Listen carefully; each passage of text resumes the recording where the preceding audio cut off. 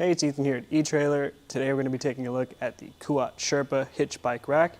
Now it fits on our 2023 GMC Yukon XL.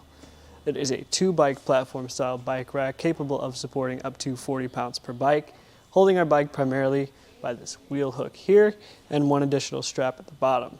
So it doesn't make any frame contact with our bike, which is perfect because we do have a carbon frame bike here, and if it did make frame contact, it would have the potential to damage the frame while you're driving.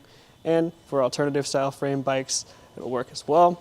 For kid style bikes, it might not work immediately, but there is an adapter kit for those. One unfortunate thing about this rack is that although it does have the ability to tilt away with the bikes loaded up, and it's pretty easy using that lever there, we found that for the hatch on the Yukon XL, it will actually make contact with our handlebars. And they're not the longest handlebars in the world, so it's not a very aggressive tilt, and the hatch does make contact. To get in the hatch, in our case, we're going to have to get the bike completely removed. So starting with this back strap here, just press that release, undo the strap, hold on to the frame of your bike, press this large button on the frame hook, pull it up, push this all the way down and out of the way, and we can get the bike up and off. With our bike removed, we can see a couple more features that the tray offers, starting with this spot for your cable lock to fit into and the lock cord to keep it secure. Coming back to this back cradle, as I replace the strap, you can see that it does pivot to support different wheelbases up to 47 inches. This front cradle has the ability to support a tire width of 3 inches, and it also folds down to save some space. And we'll get this center hook folded back into place. Now with the bike removed, we do have the ability to get into the hatch of our vehicle. So we'll do that now. We have plenty of clearance at this point, and there's enough room behind that I can comfortably sit down if I need to, change my shoes out, or get anything in the back that I might need for my ride, whether it be helmets, water, sunscreen, anything that you have back there, you can get it at this point. So to see how much distance we're adding to the back of the vehicle, I'll first measure from the bumper to the furthest point in the back. In our case, that would be the end of this frame hook here, coming in at 32 inches of distance that you're adding on to the back of your vehicle. As far as how high the back sits from the ground, that's going to be 31.5 inches. So for the Yukon, it's already a pretty tall vehicle. Factor in the rise of the rack itself. It's not something you're going to have to worry about as far as ground clearance, but if you want to know how high you're going to have to lift the furthest out bike, that's going to be that measurement. That being said, if it is in this position, it will add a little bit more distance, but you can fold it up to save some of that using the same lever as we used before.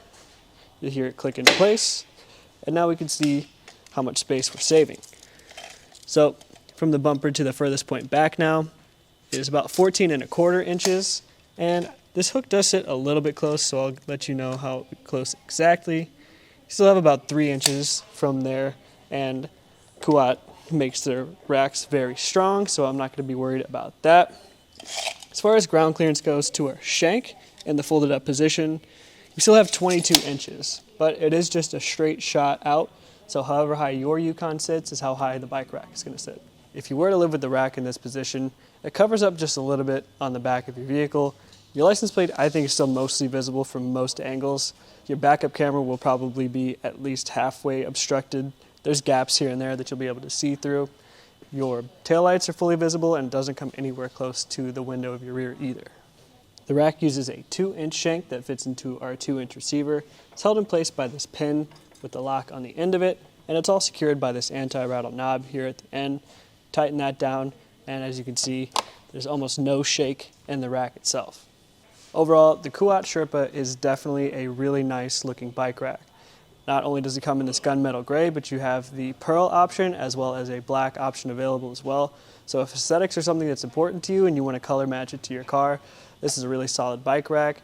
It does again have that ability to tilt and fold, but as we saw with the Yukon, the tilt wasn't enough for us to get clearance, which is unfortunate. I would say if you're looking for something similar to this, maybe check out the Rocky Mounts monorail. You get 20 pounds more weight capacity per bike and a 5-inch tire width with that. But that being said, the Kuat Sherpa is a really, really nice looking bike rack and is still a solid fit on the 2023 GMC Yukon XL. Here on our test course, we'll start by going through the slalom. This is going to show us the side-to-side action, which simulates turning corners or evasive maneuvers. Once we get to the alternating speed bumps, we'll see the twisting action.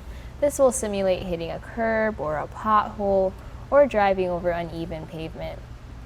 Now lastly, we're going over some full speed bumps, and we can see here the up and down action, and this will just be like driving in and out of a parking lot, garage, or driveway. So we can see here how the bike rack moves with our truck.